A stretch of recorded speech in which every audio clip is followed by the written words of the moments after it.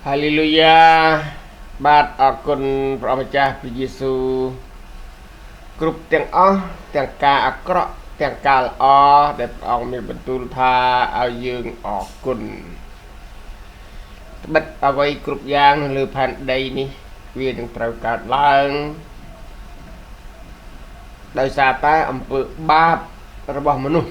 នៅលើផែនដីបាទអរគុណច្រើនឥឡូវនេះខ្ញុំសូមគោរពសួស្តីដល់អស់លោកអ្នកបងប្អូនជាទីមេត្រីទាំងអស់គ្នាទាំងបងប្អូននៅក្នុងប្រទេសនិងបងប្អូននៅឯនីសមុទ្រ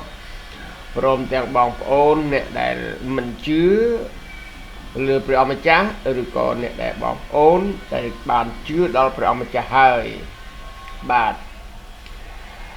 ថ្ងៃនេះខ្ញុំធ្វើវីដេអូនិយាយអំពីអ្វីដែលព្រឹត្តិការណ៍កើតឡើងនៅលើផែនដីបាទមិនថាតែប្រទេសយើងជនជាតិយើងគឺនៅលើផែនដីទាំងមូលបាទពីព្រោះនៅលើផែនដីនេះក្រោមមេឃលើដីគ្រប់ទាំងជីវិតគឺព្រះទ្រង់ជាអ្នកដែលបង្កើតនឹងឯងហើយសម្រាប់អ្នកដែលជឿព្រះម្ចាស់និយាយទៅនៅលើពិភពលោកដែលគេភាសាគេនិយាយច្រើនថាសាសនាគឺព្រះយេស៊ូវគ្រីស្ទទ្រង់យាងមកពីឋានសួគ៌មិនបានមកបង្កើតសាសនាឲ្យមនុស្សគ្រប់នៅលើផែនដីនេះទេព្រះអង្គមានព្រះបន្ទូលប្រាប់អង្គទ្រង់ថាព្រះអង្គទ្រង់ជាព្រះអង្គមិនមែនជាសាសនាទេពាក្យសាសនាប្រែថាការទូតមានព្រានប្រដៅនឹងហើយពាក្យសាសនាគឺជាមនុស្សបង្កើតបាទព្រះមិនបានបង្កើតសាសនានេះទេព្រះបង្កើតផ្ទៃមេឃផែនដីគ្រប់ទាំងជីវិតទាំងមនុស្សនៅលើផែនដីទាំងអស់នឹងព្រះអង្គទ្រង់ជាអ្នកបង្កើតហើយក៏ព្រះអង្គបានប្រកាសប្រាប់ថាព្រះអង្គទ្រង់ជាព្រះជាអ្នកដែលបង្កើតគ្រប់សពទាំងជីវិតគ្រប់សពទាំងអ្វីៗទាំងអស់បាទអរគុណច្រើនចំណុចត្រង់នេះយើងពិចារណាទាំងអស់គ្នាថ្ងៃនេះយើងនិយាយហើយដេញដោលគ្នាសួររកកន្លែងចំណុចគោលដៅរបៀបវិទ្យាសាស្ត្របាទវិទ្យាសាស្ត្រដែលគេធ្វើអ្វីមួយគឺគេបានគិតឃើញគេដឹងថាបើសិនណាជាគេធ្វើទៅរៀបចំចេះមានក្បួនមានខ្នាតហើយដល់ពេលគេគិតថាបើយើងរៀបចំតាមក្បួនខ្នាតហ្នឹងវាត្រូវគ្រប់សពអ្វីដែលយើងគូវាគេយកទៅបង្កើតនោះគឺវាបានប្រកបឲ្យជោគជ័យយើងប្រើពាក្យថាប្រកបដោយជោគជ័យយើងឧទាហរណ៍ថាវិទ្យាសាស្ត្រគេបង្កើតគ្រឿងយន្តមួយបើយើងសម្រាប់យើងអ្នកប្រើយើងមានលុយទិញបាទយើងអត់បានស្គាល់មុខអ្នកដែលបង្កើតនោះទេអានឹងយើងពិចារណាទាំងអស់គ្នាបាទហើយនៅក្នុងគ្រឿងយន្តមួយយើងគ្រឿងយន្តយើងប្រើពាក្យថាត្រឹមតែម៉ូតូចាស់គ្រឿងយន្តនឹងម៉ូតូដូចគ្នាតូចក្រយានយានយន្តហ្នឹងណាបាទអញ្ចឹងតម្រាំតែបានកកើតរូបរាងនៃតូចក្រយានយន្តដូចជាម៉ូតូគឺគេធ្វើអីដំបូងគេគិតថាដើម្បីបង្កើតយាននឹងមកជាការជំនួយលបឿនដែលមនុស្សនៅលើពិភពលោក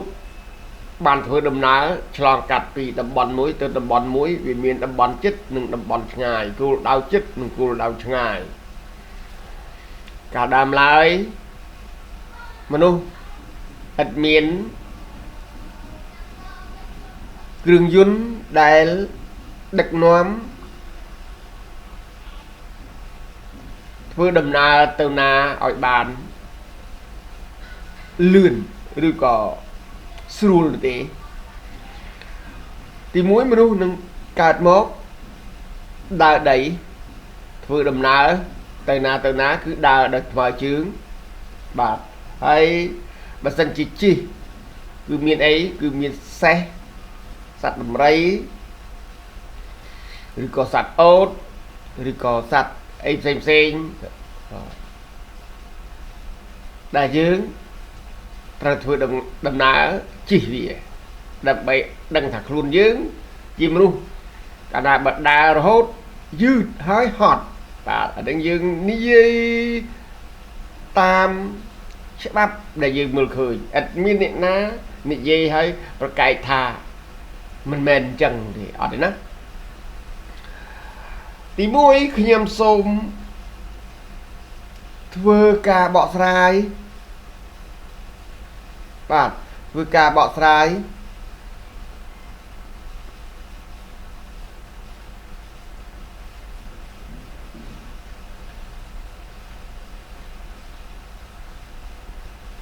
បាទវាអត់អាច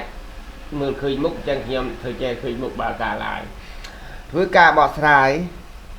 ពី1ទៅ1ពី1ទៅ1ដើម្បីឲ្យបងប្អូនពិចារណាទាំងអស់គ្នាបាទបើបងប្អូនពេញចិត្តពិចារណាក៏ពិចារណាទៅហើយបើសិនជាមិនពេញចិត្តទេក៏នឹងវាជារឿងមួយបាទដំបូងឡើយខ្ញុំសូមអានព្រះគម្ពីរដែលជាផតាងមិនមែនដែលយើងចេះតែនិយាយដូចជាទៅប្រូប្រាជ្ញគ្នានៅតូបកាហ្វេទៀមស្រាឬកន្លែងណាមួយដែលយកឈ្នះចាញ់ទេបាទណាបាត់គ្រីស្ទបរិស័ទមិនមែនជាអ្នកដែលកាន់សាសនាទេគ្រីស្ទបរិស័ទពិតប្រាកដដឹងទូនាទីខ្លួនឯងថាជាកូនរបស់ផងព្រះអម្ចាស់នៃនគរឋានសួគ៌ដែលព្រះអង្គបានញែកចេញឲ្យបានបរិសុទ្ធដោយសារជំនឿបាទជំនឿអញ្ចឹងអ្នកជឿព្រះយេស៊ូវគ្រីស្ទគឺមិនមែនអ្នកដែលកាន់សាសនាគ្រីស្ទទេរីពាក្យសាសនាគឺជាពាក្យមនុស្សដែលចេះគេនិយាយតាមពាក្យវប្បធម៌តាមច្បាប់តាមស្រុកទេសរបស់គេភាសាគេអញ្ចឹងទេក៏យើងមិនដឹងថាប្រកែកយ៉ាងម៉េចព្រោះថាយើងទៅធ្វើចុះឈ្មោះចុះបញ្ជីជាតិអីហ្នឹងគឺគេតែងទៅសួរថាសាសនាអីបាទសម្រាប់ខ្ញុំគឺខ្ញុំប្រើពាក្យថាខ្ញុំជឿព្រះយេស៊ូវគ្រីស្ទបាទជឿតួអង្គព្រះតែម្ដងបើសិនជាតែគេមិនធ្វើអត្តញ្ញាណប័ណ្ណឲ្យដោយសារតែយើងនិយាយពាក្យនឹងមួយម៉ាត់ហ្នឹងក៏ខ្ញុំសុខចិត្តទទួលដែរបាទអូខេប៉ុន្តែអត់ចឹងទេគឺគេដាក់ថាសាសនាគ្រីស្ទបាទគេអានឹងតាមតែមនុស្សចាស់បាទអញ្ចឹងជាមើលខ្ញុំនឹងអានព្រះគម្ពីរកាលដើមដំបូងឡើយបាទយ៉ាមានអ្នកដែលចូលមើលសិតតែបងប្អូនយើងអរគុណសួស្ដីបាទសួស្ដីបាទអានស្ដាប់ហើយយើងវែកញែកមួយចំហៀនទៅមួយចំហៀនពីមួយចំណុចទៅមួយចំណុចបាទឲ្យឃើញព្រះគម្ពីរដើមដំបូងមកអស់ដែលគេហៅថាកាន់ទី1និងនៃព្រះគម្ពីរទាំង66កាន់គឺព្រះគម្ពីរលោកុបាទប្រែមកថាជាដើមកំណើតបាទដើមកំណើតអីគេបាទជាដើមកំណើតពិភពលោកដើមកំណើតនៃមនុស្សបាទអរគុណកាលដើមដំបូងឡើយព្រះបានបង្កើតផ្ទៃមេឃនិងផែនដីណាយើងអានមួយខព្រះបានបង្កើតផ្ទៃមេឃនិងផែនដីសួរផ្ទៃមេឃគឺជាអ្វីយើងមើលឃើញជាលំហបាទផែនដីសម្រាប់ទុកធ្វើអីបាទផែនដីគឺសម្រាប់ទ្រទ្រង់របស់ដែលមានរូបរាងធម្មតាដូចជាសត្វស្រុកសត្វព្រៃឈើអ្វីទាំងអស់ មនុស្សសិតតែជាមានរូបរាងបាទនឹងព្រះទ្រង់បានព្រះតម្រេះពិចារណាថាបើសិនជាយើងបង្កើតគ្រប់ទាំងអស់ដែលអត់មានអ្វីដាក់វាទ្រវានោះវាមិនអាចមានអ្វីដែលរស់នៅបានទេអញ្ចឹងត្រូវបង្កើតផ្ទៃមេឃគឺជាលំហបាទឥឡូវយើងគិតមើលថាអញ្ចេះបើសិនជាយើងសួរខ្លួនឯងតែងតែលើសពាក្យថាថប់ដង្ហើមឥឡូវគឺមនុស្សទាំងសត្វដែលរស់នៅលើផែនដីដែលឥតមាននៅក្នុងទឹកដែលព្រះអង្គបង្កើតមកញែកតាមពូជតាមអំបូរមានន័យថាគ្រប់ជីវិតដែលដកដង្ហើមតាមរុនច្រមុះនោះត្រូវការប្រឡោះបាទត្រូវការប្រឡោះឥតមានចង្អៀតទេឥតមានតាមតឹងទេឧទាហរណ៍ថាយើងច្រើននិយាយថាថប់ដង្ហើមណាស់បាទថប់ដង្ហើមមកពីពាក្យថាអត់ប្រឡោះបាទការថប់ដង្ហើមហ្នឹងណាពាក្យថាអត់ប្រឡោះបាទអរគុណច្រើននេះខ្ញុំអានព្រះបន្ទូលព្រះបាទអញ្ចឹងយើងមើលអញ្ចឹងកាលដើមដំបូងឡើយព្រះទ្រង់បានបង្កើតផ្ទៃមេឃនិងផែនដីបាទអញ្ចឹងក៏នៅខ2ឯផែនដីបានខូចតែកន្លែងនេះខ្ញុំអត់និយាយថាខូចទេការបកប្រែអត់ត្រឹមត្រូវចំណុចព្រះកន្លែងប៉ុណ្ណឹងវាថាឥតមានទ្រង់ទ្រាយបាទប្រងwithout form ណា without form អត់មានទ្រង់ទ្រាយអត់ប្រែថាខូចទេណាឯផែនដីមិនទាន់មានទ្រង់ទ្រាយនោះឡើយទេមានសុទ្ធតែងងឹតគ្របនៅលើជម្រៅទឹកមានសុទ្ធតែងងឹតគ្របនៅលើជម្រៅទឹកតែអរលោកអ្នកបងប្អូនដឹងថាជីវិតជាអ្វីទឹកគឺជាអ្វីបាទដល់ទៀតឯផែនដីមិនទាន់មានទ្រង់ទ្រាយនៅឡើយទេមានងងឹតនៅមានសុទ្ធតែងងឹតនៅគ្របលើជម្រៅទឹកនោះព្រះវិញ្ញាណនៃព្រះក៏រីរានៅលើទឹកបាទយើងគិតបាត់ទូអង្គព្រះគឺទ្រង់ជាព្រះវិញ្ញាណនៅរេរានៅលើទឹកបាទនៅរេរានៅលើទឹកនោះបង្កើតមកចំណុចហ្នឹងយើងពិចារណាទាំងអស់គ្នាបាទនៅរេរានៅលើទឹកបាទអញ្ចឹងព្រះដ៏ជាព្រះគឺព្រះអង្គទ្រង់ជាតួអង្គនៃព្រះវិញ្ញាណសពថ្ងៃមនុស្សដែលតែងតែជួនកាលឆ្លោះគ្នាឬក៏បន្ទោសគ្នាឬក៏ដៀលថ្មីគ្នាអាចនិយាយថាទេអានឹងអង្គុយភ្លឹកដូចអត់មានវិញ្ញាណចឹងបាទណាទី1ដល់ពេលមនុស្សយើងត្រូវអាចនិយាយថាអូស្លុតអស់ព្រលឹងណាស្លុតអស់ព្រលឹងបន្តិចទៀតបងប្អូននឹងដឹងវាថាស្លុតអស់ព្រលឹងដូចជាគ្មានព្រលឹងប្រលះនៅក្នុងខ្លួនបាទចឹងអញ្ចឹងរូបអង្គនៃរូបកាយ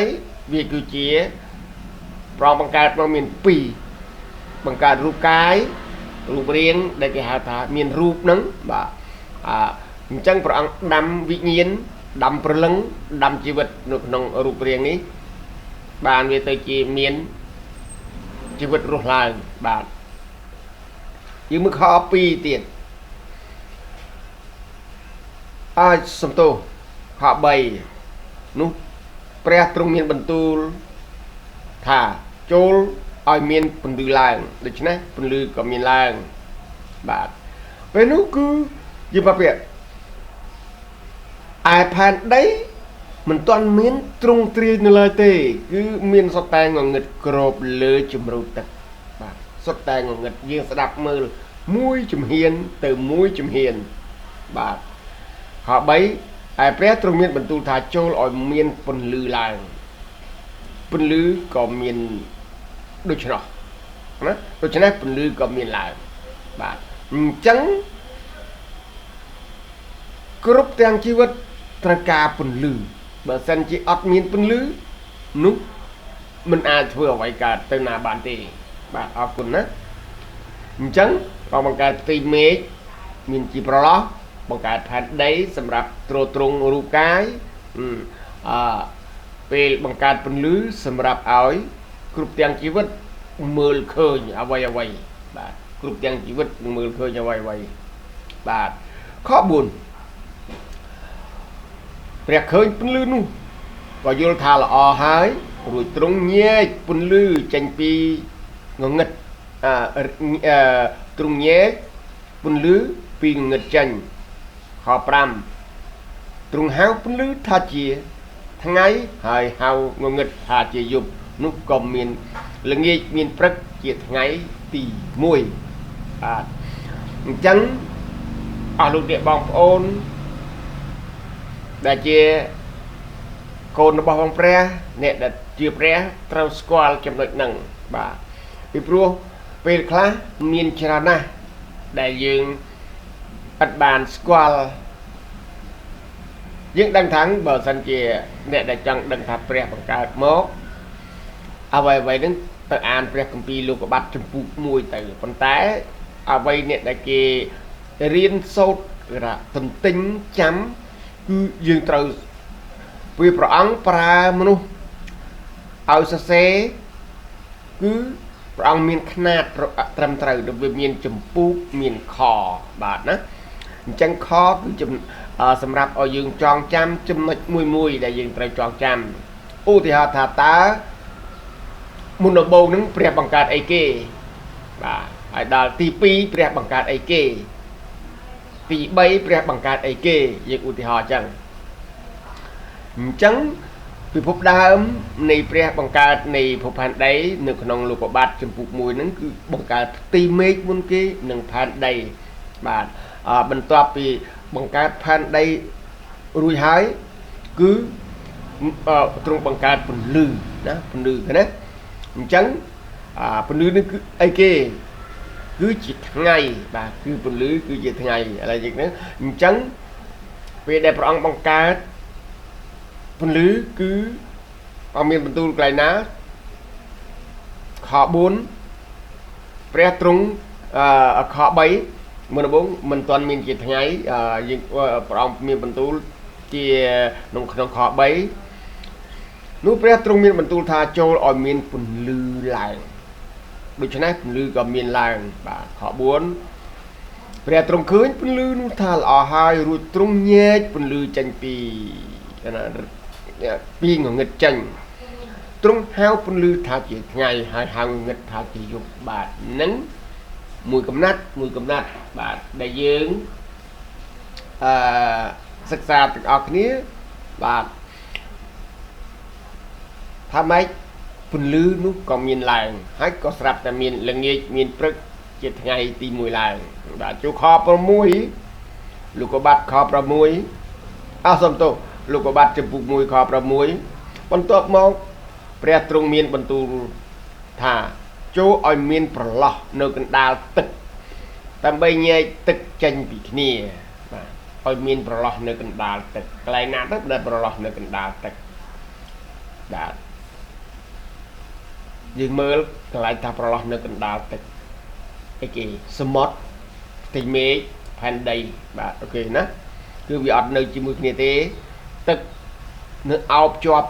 នៅក្នុងភពផែនដីប៉ុន្តែត្រូវតែមានប្រឡោះបាទបើអត់ប្រឡោះនោះអត់មានដង្ហើមដែលអាចរស់រានបានទេគេថាអត់មានអុកស៊ីសែនទេបាទអូខេខ7ទ្រង់ក៏ធ្វើប្រឡោះនោះទាំងញែកទឹកដែលនៅក្រោមប្រឡោះចេញពីទឹកដែលនៅលើប្រឡោះក៏មានដូច្នោះខ8រួចព្រះទ្រង់ហៅប្រឡោះនោះថាជាប្រឡោះនោះជាមេឃនោះក៏មានល្ងាចមានព្រឹកជាថ្ងៃទី2ឃើញទេព្រះទ្រង់ហៅប្រឡោះនោះថាជាមេឃអញ្ចឹងផ្ទៃមេឃគឺជាប្រឡោះដែលយើងមើលទៅឃើញពាក្យថារហរហេវក្នុងភាសាអង់គ្លេសគេថា space គឺជាកម្លាតបាទដូចជាឥឡូវនេះយើងកំពុងតែរស់នៅក្នុងផ្ទះយើង អ្នកដែលនៅក្នុងផ្ទះគឺទាំងចិញ្ចាំងទាំងដំបូលអញ្ចឹងខាងក្នុងគឺជាប្រឡោះរូបកាយរបស់យើងគឺអត់តាន់ទេគឺប្រហោងបាទយើងពិចារណាប្រហោងណាបាទពិចារណាឲ្យបានដណ្ដល់បាទណាអញ្ចឹងថាម៉េចក៏មានល្ងាចមានព្រឹកជាថ្ងៃទី2ណាខ9បន្ទាប់មកព្រះទ្រង់មានបន្ទូលថាចូលឲ្យទឹកនៅក្រោមមេឃប្រមូលគ្នានៅកន្លែងតែមួយហើយឲ្យមានទីគោកដុះលិចឡើងនោះក៏មានដូច្នោះបាទណាអញ្ចឹងអានម្ដងទៀតបន្ទាប់មកព្រះទ្រង់មានបន្ទូលថាចូលឲ្យទឹកនៅក្រោមមេឃប្រមូលគ្នានៅកន្លែងតែមួយឲ្យទឹកនៅក្រោមមេឃប្រមូលគ្នានៅកន្លែងតែមួយហើយឲ្យមានទីគោកដុះលិចឡើងនោះក៏មានដូច្នោះបាទសប្តាហ៍ថ្ងៃយើងឃើញទីគោកហ្នឹងគឺអីគេដូចជាដីដូចជាកោះហ្នឹងគឺជាស្អីគឺដីបាទវាដុះលិចឡើងមកបាទយើងមើលខ10ព្រះទ្រង់ហៅទីគោកនោះថាជាដីហើយទីទឹកដែលប្រមូលគ្នាថាជាសមុទ្រនោះទ្រង់ឃើញថាល្អបាទខ11រួចទ្រង់មានបន្ទូលថាចូលឲ្យដីដុះតែញជាតិឡើងដល់ដំណាក់កាលហើយបើសិនជាមិនមានដីគោកមានតែទឹកនោះអត់មានពាក្យថាតែញជាតិដុះនៅលើដីគោកទេសពគ្រប់បាទដុះតែញជាតិឡើងគឺជាពួកស្មៅដែលមានគ្រាប់និងរុក្ខជាតិមានផ្លែតាមពូជដែលមានគ្រាប់ក្នុងផ្លែនោះនៅផែនដីនោះក៏មានដូច្នោះបាទយើងមើលរុក្ខជាតិទាំងអស់ទាំងស្មៅទាំងដើមឈើទាបខ្ពស់តូចធំគ្រប់បាទអរគុណច្រើនក៏មានដូច្នោះខ12ដីក៏ដុះតែញជាតិទាំងឡាយឡើងគឺជាពួកស្មៅដែលមានគ្រាប់ពូជបាទដែលមានគ្រាប់តាមពូជនិងរុក្ខជាតិមានផ្លែតាមពូជហើយមានគ្រាប់នៅក្នុងផ្លែនោះឯងរួចទ្រង់ឃើញថាល្អរួចទ្រង់ឃើញថាល្អកន្លែងនេះបងប្អូនមើលបាទហើយចាំខ្ញុំអានចប់មួយចម្ពោះហ្នឹងចាំយើងវែកញែកទាំងអស់គ្នារកការពិតបាទខ13នោះមាននោះក៏មានល្ងាចមានព្រឹកឡើងជាថ្ងៃទី3បាទអញ្ចឹងថ្ងៃទី3នៅក្នុងខ13ចំពោះលោកកបាត់ចំពោះ1ខ13នោះគឺថ្ងៃទី3នឹងកើតឡើងបន្ទាប់ខ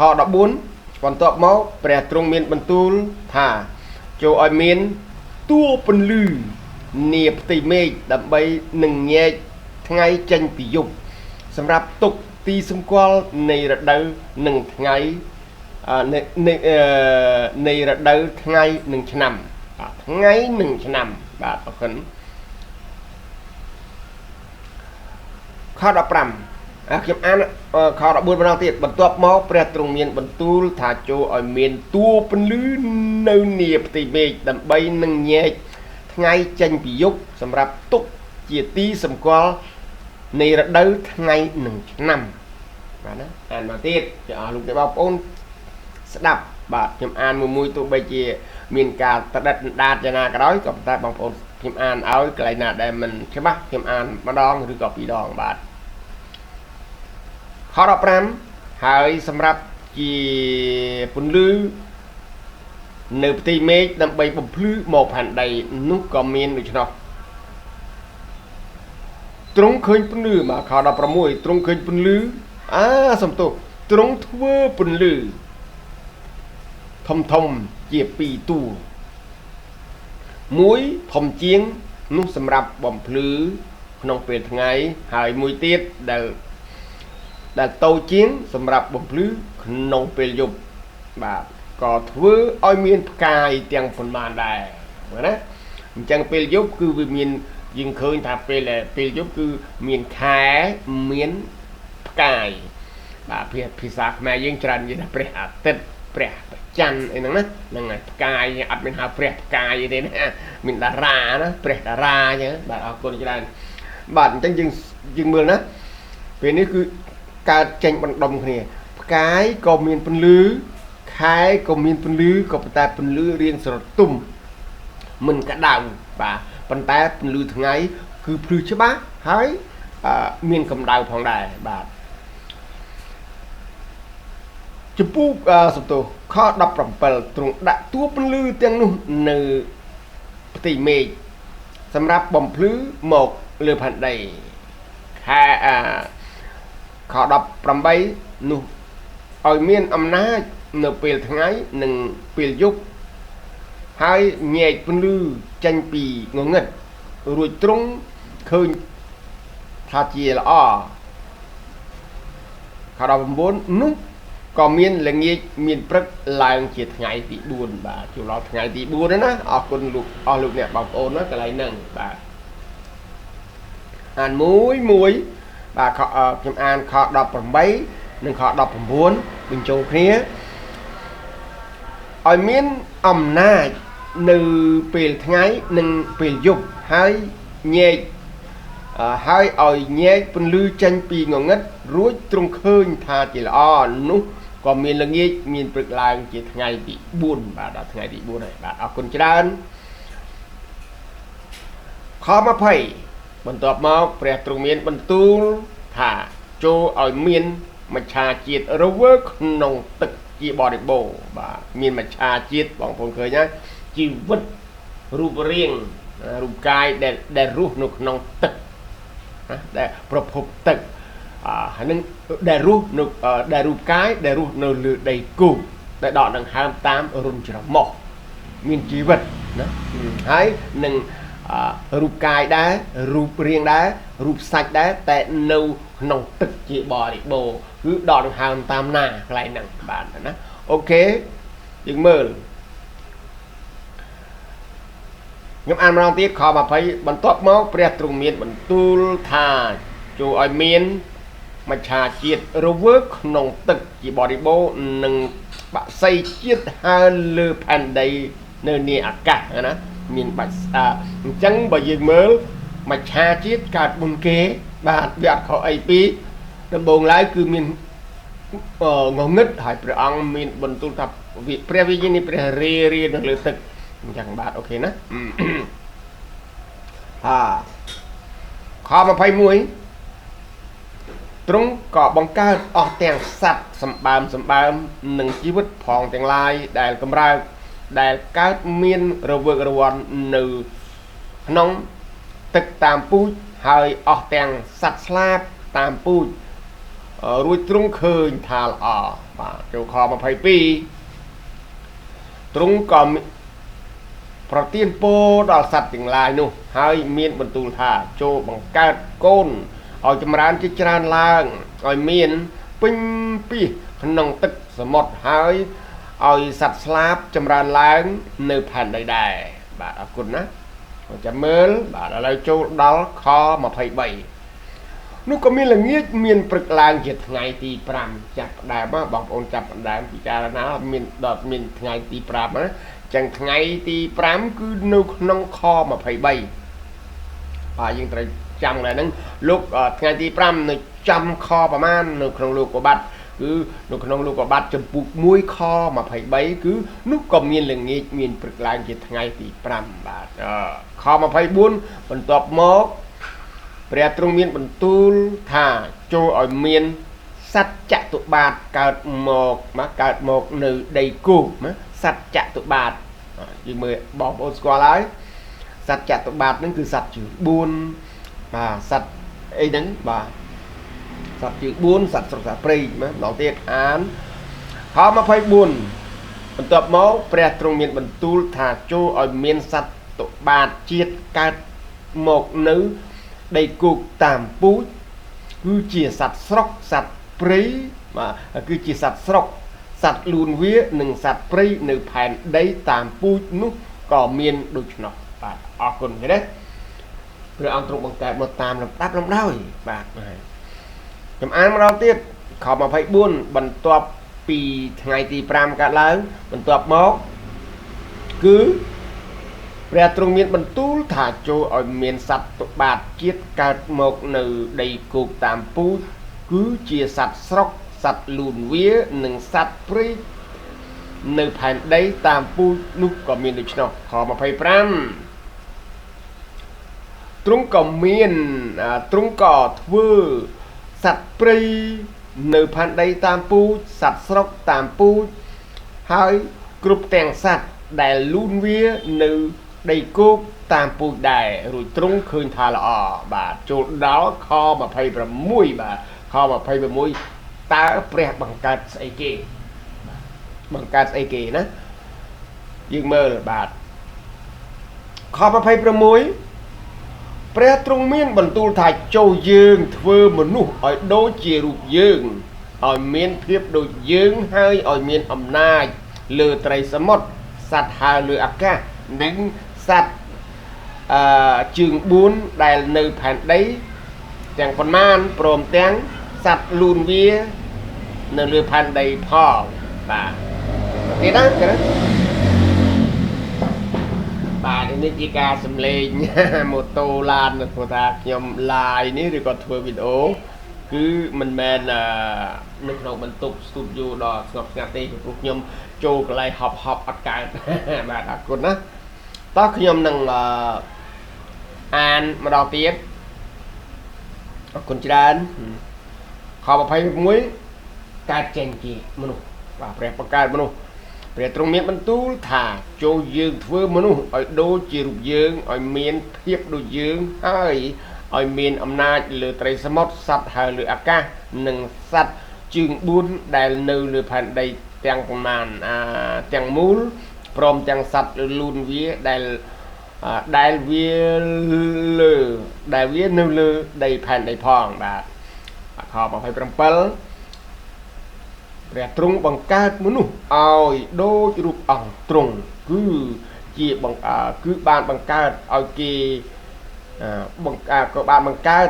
គេឲ្យចំនឹងរូបអង្គទ្រង់នោះឯងក៏បង្កើតគេឡើងជាប្រុសជាស្រីបាទណាយើងគិតណាយើងមើលណាបង្កើតគេឡើងជាប្រុសជាស្រីបាទព្រះទ្រង់ប្រទានពរដល់គេហើយមានបន្ទូលថាចូលបង្កើតកូនឲ្យចម្រើនជាច្រើនឡើងនេះខ28ណាបាទអញ្ចឹងខ26 27 28វាតកតងគ្នារហូតដល់ក្នុងពូជមនុស្សយើងណាបាទយើងអានខ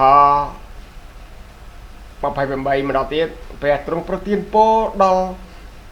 គេហើយមានបន្ទូលថាចូលបង្កើតកូនឲ្យចម្រើនជាច្រើន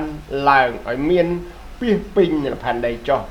ត្រូវបង្ក្រាបផែនដីហើយមានអំណាចលើត្រីសមុទ្រសត្វហើរលើអាកាសនិងជីវិតផងទាំងឡាយដែលកម្រើកនៅផែនដីបាទនេះអរគុណអរលោកអ្នកបងប្អូនតាមម្ដងទៀតបន្តទៅចំពោះ29មិនចំពោះទេខ29បាទសំទោសទ្រង់មានបន្ទូលថាមើលអញឲ្យគ្រប់ទាំងទិញជាតិមានក្របពូជដែលដុះនៅលើផែនដីនិងក្របទាំងនិងគ្រប់ទាំងរុក្ខជាតិទាំងឡាយដែលកើតផ្លែមានក្របពូជទុកជាអាហារដល់ឯងណាបាទកន្លែងហ្នឹងគឺព្រះអង្គឲ្យធ្វើអីចឹងណាខ29គឺព្រះអង្គចង់និយាយពីអាហារចំណីបាទអាហារចំណីដែលព្រះបង្កើតមកអញ្ចឹងបង្កើតមានរូបរាងគ្រប់ទាំងអស់បើអត់មានអាហារចំណីមិនដឹងជាយ៉ាងម៉េចបើថាគ្រប់ទាំងជីវិតគឺមានការស្រេកឃ្លានបាទអរគុណណាអានម្ដងទៀតនៅខ29ព្រះទ្រង់មានបន្ទូលថាមើលអញឲ្យគ្រប់ទាំងទិញជាតិមានក្របពូជក្របពូជដែលដុះនៅលើផែនដីនិងគ្រប់ទាំងរុក្ខជាតិទាំងឡាយដែលកើតផ្លែមានក្របពូជទុកជាអាហារដល់ឯងខ30ហើយអញក៏ឲ្យគ្រប់ទាំងទិញជាតិខ្ចីទុកជាអាហារដល់ឯងទាំងសត្វ nữ lửa đây sạch hà lửa ác ca nâng sạch luôn vía nơi phản đây đại miên chi vật chẳng phần màn đại nút có miên được cho nó khó xa mùi ruồi pre trung miên pre trung tốt cúp chẳng robot đại trung bàn phơi nút có khơi thả mi có khơi thả chẳng óc chìa cà lõប្រពៃនោះក៏មានល្ងាចមានព្រឹកចិត្តឡើងជាថ្ងៃទី6បាទពីថ្ងៃទី6អស់លោកអ្នកបងប្អូនបាទអរគុណណាអញ្ចឹងចុះថ្ងៃទី7វាមានសកម្មភាពយ៉ាងម៉េចនៅឯណាអញ្ចឹងនៅថ្ងៃទី7គឺយើងនៅក្នុងព្រះគម្ពីរលោកុបាតចំពុក2បាទយើងទីទៅចំពុក2ក្រឹបចឹងមើលបាទមិញចំពុក1គឺវាមាន31ខបាទក្នុងខទី31គឺមានន័យថាមានល្ងាចមានព្រឹកឡើងជាថ្ងៃទី6បាទអរគុណណាអញ្ចឹងយើងអានម្ដងទៀតបន្តដើម្បីឲ្យគ្រប់7ថ្ងៃតើមានថ្ងៃទីមានថ្ងៃ8អត់មានថ្ងៃ9អត់មានថ្ងៃ10អត់មានទេណាបាទសម្រាប់មួយអាទិត្យណាលោកក៏បាត់ចំពុក2ខ1ដូច្នេះទីមេឃនិងផែនដីក៏បានរួចជាស្រេចព្រមទាំងរបស់សពសារពើផងខ2លោកក៏បាត់ចំពុក2ខ2លុះដល់ថ្ងៃទី7បាទលុះដល់ថ្ងៃទី7ដែលព្រះទ្រង់ធ្វើនោះក៏បានហើយជាស្រេចទ្រង់ក៏ឈប់ផ្អាកសម្រាប់នៅថ្ងៃទី7នោះពីគ្រប់ទាំងការដែលទ្រង់ធ្វើខ10ខ3នោះទ្រង់ក៏ប្រទានពរណាកន្លែងខ3មិន13ខ3នោះទ្រង់ក៏ប្រទានពរនៅថ្ងៃប្រទានពរដល់ថ្ងៃទី7នោះព្រមទាំងញែកទុកជាថ្ងៃបរិសុទ្ធណាទុកជាថ្ងៃបរិសុទ្ធពីព្រោះនៅថ្ងៃនោះទ្រង់បានឈប់សម្រាកពីគ្រប់ទាំងការដែលទ្រង់បានបង្កើតធ្វើបាទហើយមកដល់ខទី4នេះហើយជាដើមកំណើតនៃផ្ទៃមេឃនិងផែនដីក្នុងកាលដែលបានកើតមកគឺនៅពេលគឺនៅវេលាដែលព្រះយេហូវ៉ាដ៏ជាព្រះទ្រង់បានធ្វើផែនដីនិងផ្ទៃមេឃនោះឯងបាទអូខេខ្ញុំពិចារណាទាំងអស់គ្នាកន្លែងហ្នឹងយើងសិក្សានេះមិនមែនជារឿងព្រេងនិទានទេបាទគឺជាប្រវត្តិសាស្ត្របាទគឺជាប្រវត្តិសាស្ត្រដែលយើងដឹងសប្តាហ៍ថ្ងៃឥឡូវយើងពិចារណាទាំងអស់គ្នាហ្នឹងហើយកុំឲ្យបើអស់កុំឲ្យថាយើងសិក្សាទៅឲ្យតែឮតែគេថាអញ្ចឹងគឺខ្ញុំក្បួនច្បាប់ប្រវត្តិសាស្ត្រនេះណាគឺមិនមែនខ្ញុំជាអ្នកដែលប្រឌិតហើយសរសេរខ្ញុំសរសេរមិនបានទេបាទមិនដឹងជាយ៉ាងម៉េចដែលកើតឡើងទេគឺគ្រូខ្ញុំមិនមែនជាអ្នកបង្កើតបាទបើយើងសិក្សាអ្នកដែលសិក្សាប្រវត្តិសាស្ត្រគឺតែងតែដេញតាមឧទាហរណ៍ថាប្រវត្តិសាស្ត្រអ្នកសិក្សាបុរាណវិទ្យាបាទគឺតែងតែដេញតាមពីមួយចំណុចទៅមួយចំណុចដើម្បីរកឲ្យឃើញបាទអញ្ចឹងពួកវិទ្យាសាស្ត្រដែលគេបង្កើតគ្រឿងយន្តបាទយើងបែរទៅវិញបង្កើតគ្រឿងយន្តយើងមិនយើងឧទាហរណ៍ថាការគ្រឿងតូចចក្រយានដូចម៉ូតូអញ្ចឹងម៉ូតូដែលវាបានទៅមុខកើតវាដោយសារអីវាមានម៉ាស៊ីនត្រូវការអីបង្កើតឡើងគេគិតធ្វើអីវាមានកង់អាកង់ហ្នឹងធ្វើដោយដែកឬក៏យ៉ាងម៉េចដើម្បីឲ្យវាលឿនកង់ហ្នឹងវាត្រូវតែមានខ្យល់ដែលនៅក្នុងហ្នឹងដែលយើងនិយាយថាកង់ម៉ូតូវាមានពោះវៀនម៉ូតូដើម្បីសប់ខ្យល់អញ្ចឹងគ្រប់យ៉ាងមុននឹងកើតតួនៃគ្រឿងតូចចក្រយានមួយវាមានទាំងកង់ទាំងតួទាំងដៃទាំងម៉ាស៊ីនបាទទាំងកម្មទាំងខ្ចៅខ្ចងទាំងអស់ដែលចាប់ប្រមូលគ្នាឡើងបង្កើតមករឹតឲ្យបានត្រឹមត្រូវ đầm bay chỉ bằng ca chỉ tu láng ra ta chỉ tô chặt cái diễn u địa ta nghe tô chặt cái diễn căng này đó dừng gì cường dân được chỉ một tô bà chẳng đạp bê thưa ban rút mà hỏi nụ tìm mùi tiếng nhóm tiếng kế tiếng ở lúc lưu tha một tô chanh một thằng ta chanh pina đã bỏ kỳ su sân sắp ngay bây giờ này dừng mới một tô đứng thưa nơi bờ tây na kỳ su bờ tây sân tại cái ạt ban su thà nè na nè thưa ạt ban su thà ta nè na nè thưa một tô bà múc ở mày ru ở mày đấy bà chị ạt đấy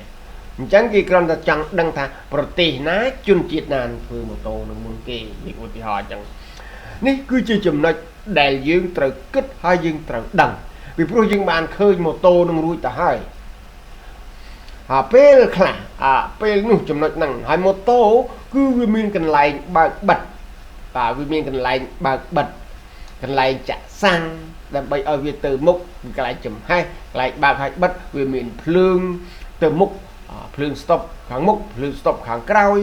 phượng bọt thuê phượng bọt nằm cái bằng cát cướp giang từng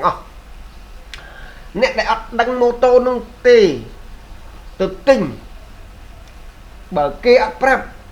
cần lại việc bác bất cần lại đê cần lại thế nụ ắt đăng đi nếu dân sắc xa để chứa vị thật chùm nữa ta mà với đây dân mưa khơi đâu chỉ dân khơi một tô nữa để việc chia sẻ kia nâng khơi cái bậc cát mốt ôi miền chỉ hụt liền bởi dương chưa thả mô tô nâng để nhận cái bằng cát mốt là cái prap ta thôi che nó dương bình chia rồi có dương prap mô tô nâng bàn đòi ô tô bản tịch và mình là dương chưa che nét này prap và ok dương chưa che nét đại bàn prap ba ở con chứ nào trắng dương ngò lấy chồng một tốt cái thơ sập tại đầy cho việc bàn đầy nhưng mà vì nào chỉ là ngò hốt bà dương chỉ nè để đánh đáo rốt sẽ đầy bật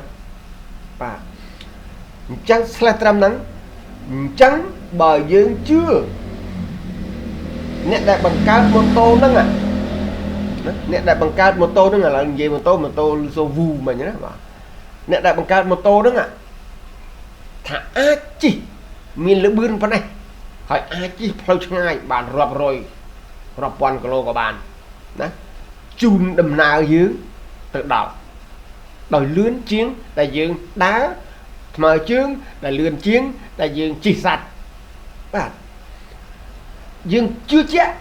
dương tình dương mà pra lúc có bàn ní hơi vậy thằng ác đòi dương chưa tệ thảo anh đang bất chi đại dương pra tứ hay để dương chi rồi có dương thôi đầm nào từ ná bàn tam chất để dương chọn bạn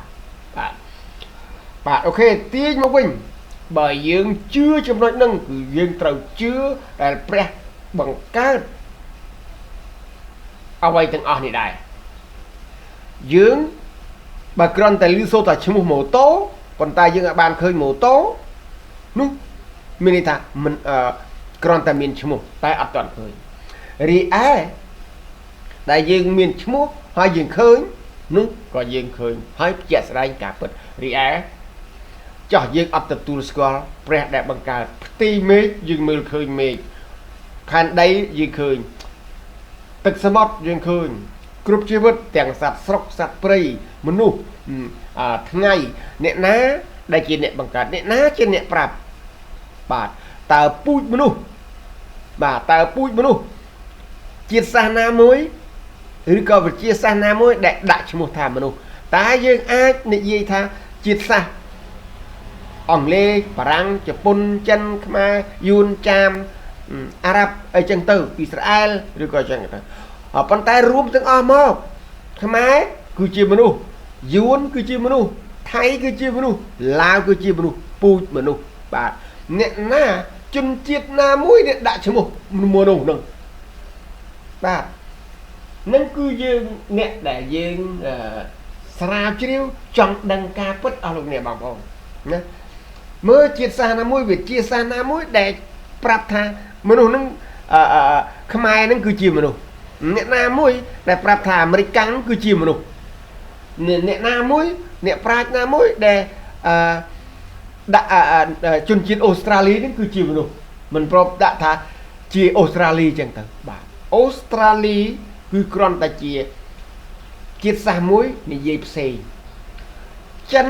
គឺជាជាតិសាសន៍មួយនិយាយផ្សេងប៉ុន្តែមនុស្សដដែលអ្នកណាអ្នកដាក់ឈ្មោះគឺព្រះទ្រង់ជាអ្នកដាក់យើងមើលលោកក៏បាទចម្ពោះ1បាទចម្ពោះ1ខ26បាទអានឲ្យបងប្អូនស្ដាប់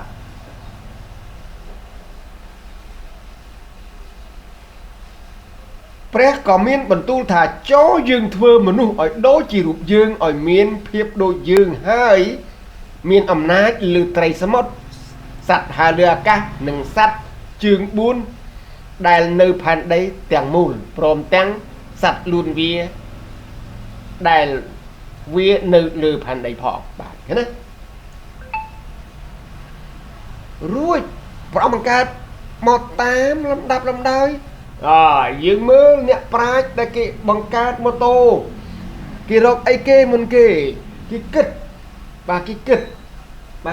គេធ្វើខ្ចៅវាមានលេខរបស់វាកង់មុខតួកង់វាទំហំប៉ុន្តែកង់មុខនិងកង់ក្រោយហើយវាមានកម្មវាមានពោះវៀន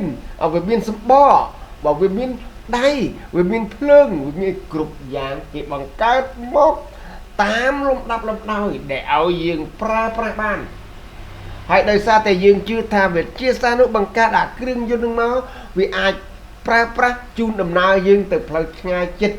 បានទាន់ពេលវេលានោះក៏យើងជឿ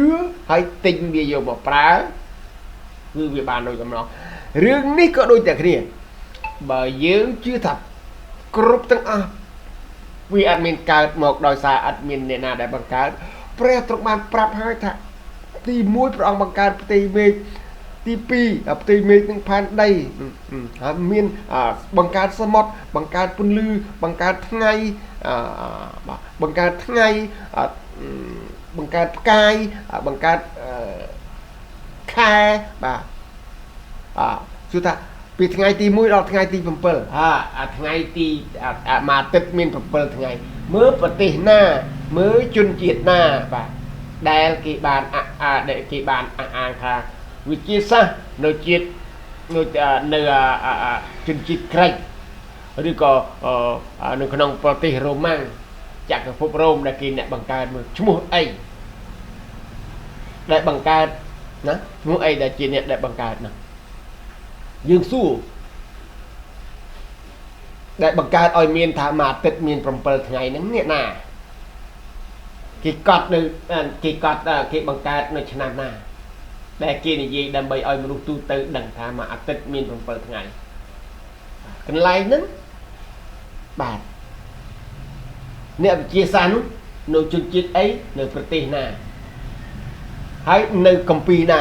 នៅវចនានុក្រមណាបាទយើងដេញដោលសួរបាទយើងដេញដោលសួរបាទចំណុចនេះឯងបានធ្វើឲ្យខ្ញុំបានជឿព្រះទាន់ពេលវេលាគ្រប់យ៉ាងយើងមិនមែនចេះតែជឿឲ្យតែគេខ្សឹបខ្សៀវហើយយើងអត់បានទេយើងមានលុយទៅទិញរបស់ល្អប្រើដើម្បីបំរើ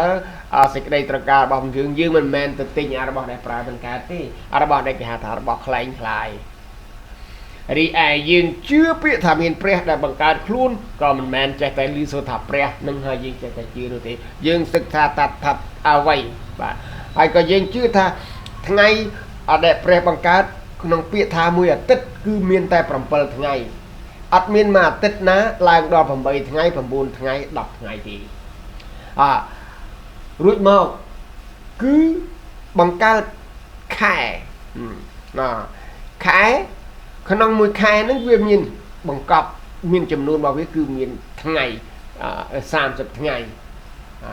តែមានឆ្ងល់ថាតើហេតុអ្វីបានជាថា30ថ្ងៃឲ្យចុះទាំងពីរដណ្ដប់ខែមិនព្រមមាន30ថ្ងៃឲ្យស្មើគ្នាទៅហើយចាំមាន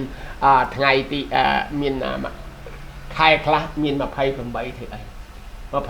ធ្វើអីបាទយើងសិក្សារកអានឹងឲ្យឃើញនោះយើងជឿព្រះពិតប្រាកដជឿសម្រាប់អ្នកដែលជឿព្រះគឺជឿដោយអូតូម៉ាទិកឥឡូវយើងរកឃើញហើយអ្នកដែលបង្កើតឲ្យមាន7ថ្ងៃមួយអាទិត្យមាន7ថ្ងៃគឺព្រះយើងរកឃើញហើយគ្រប់ទាំងសត្វតាមពូជសត្វហើរលើអាកាសសត្វនៅក្នុងទឹកដែលរស់នៅក្នុងទឹកអាស្រ័យផលនៅក្នុងទឹកដកដង្ហើមតាមទឹកនៅក្នុងទឹក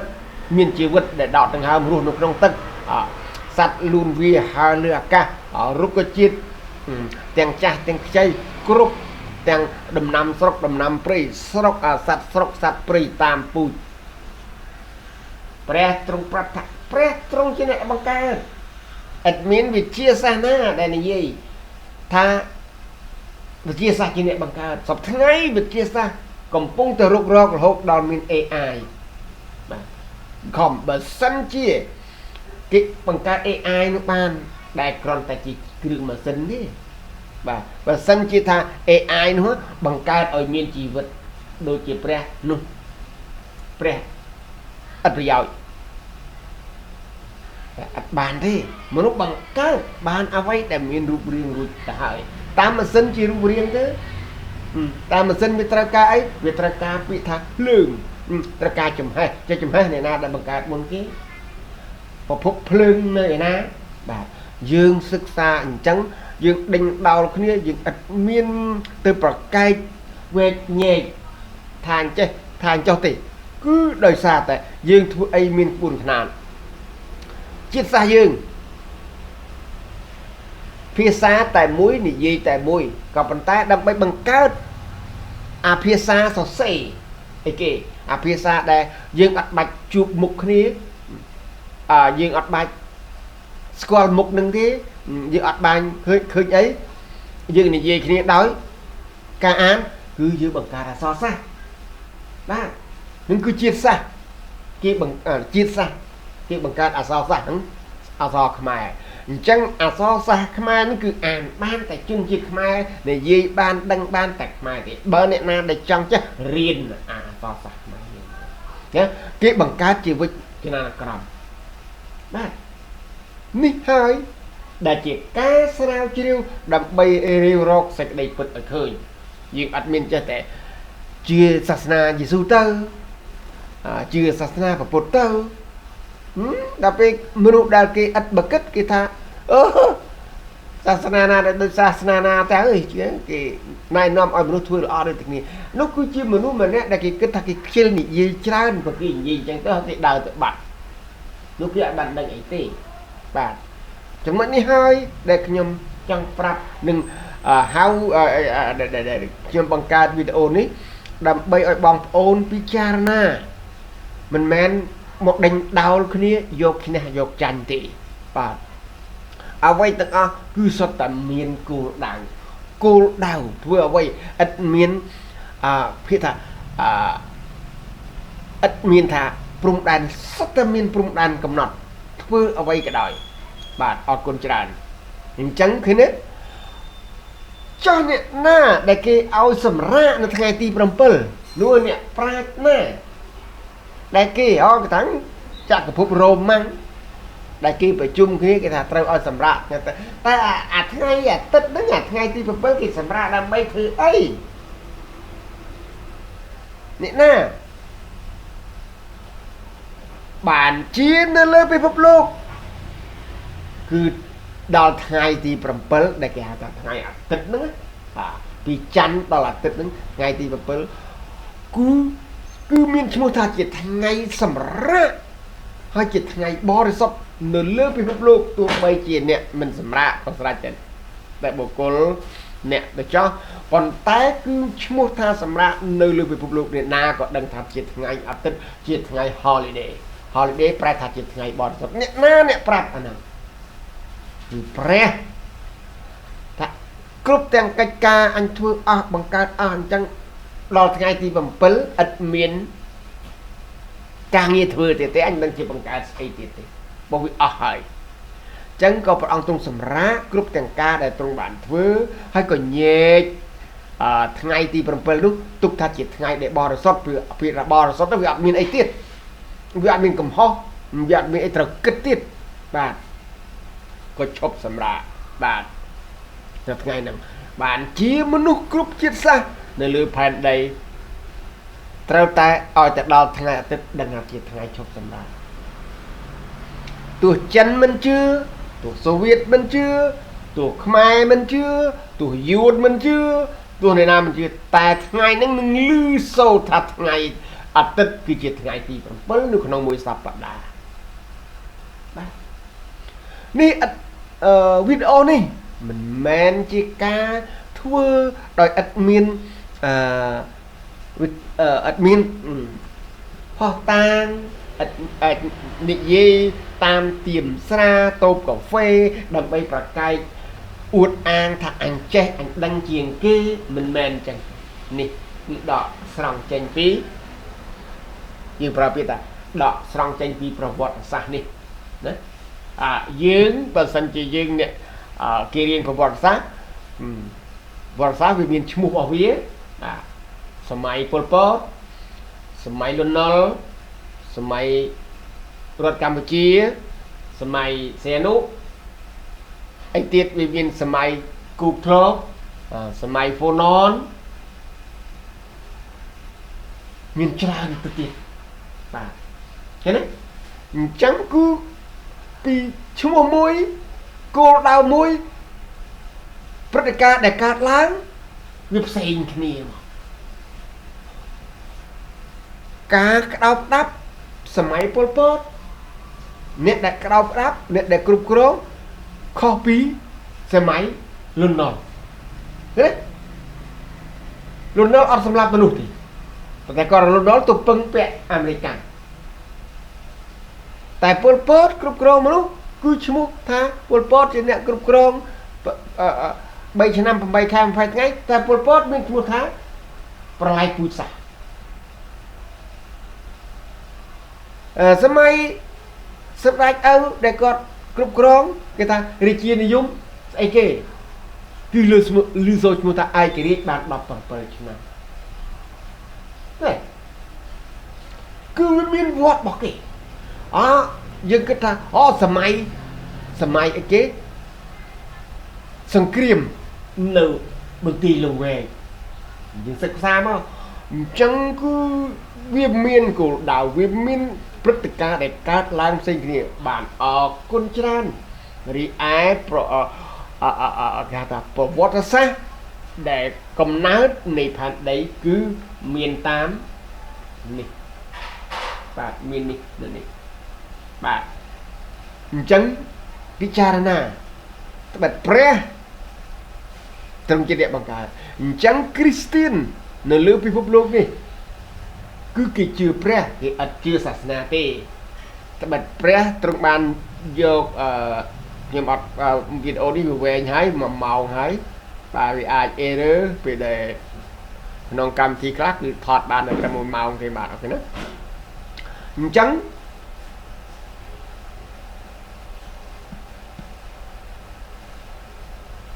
ដែលយើងសិក្សាដែលយើងត្រូវស្គាល់ដែលយើងត្រូវដឹងតាមប្រវត្តិសាស្ត្រគឺនេះគឺជាប្រវត្តិសាស្ត្រនៃការដែលព្រះទ្រង់បានបង្កើតយើងដឹងថានាសម័យអង្គរជ័យវរ្ម័នទី7អីចឹងទៅសម័យគាត់គឺជាសម័យអីធ្វើអីកើតអីគឺយើងមើលទៅឃើញតែយើងអត់បានឃើញអ្នកដែលធ្វើអង្គរហ្នឹងទេក្មួយដែលកើតនាសម័យនេះឮថាសម័យប៉ុលពតតែក្មួយអត់បានឃើញប៉ុលពតសម្រាប់មនុស្សផ្ទាល់ភ្នែកទេបាទយើងនេះឯងអញ្ចឹងគឺរៀនសូត្រការដឹងតគ្នាមកអ្នកកើតមុនដឹងមុនអ្នកកើតមុនប្រាប់អ្នកក្រោយរីឯព្រះទ្រង់ជាអ្នកបង្កើតប្រាប់អ្នកដែលអត់បង្កើតអ្នកណាដែលអត់បង្កើតគឺមនុស្សហ្នឹងហើយបើព្រះមិនប្រាប់ទេចាំបានយើងសួរមុននឹងយើងslash វីដេអូនេះត្រឹមហ្នឹង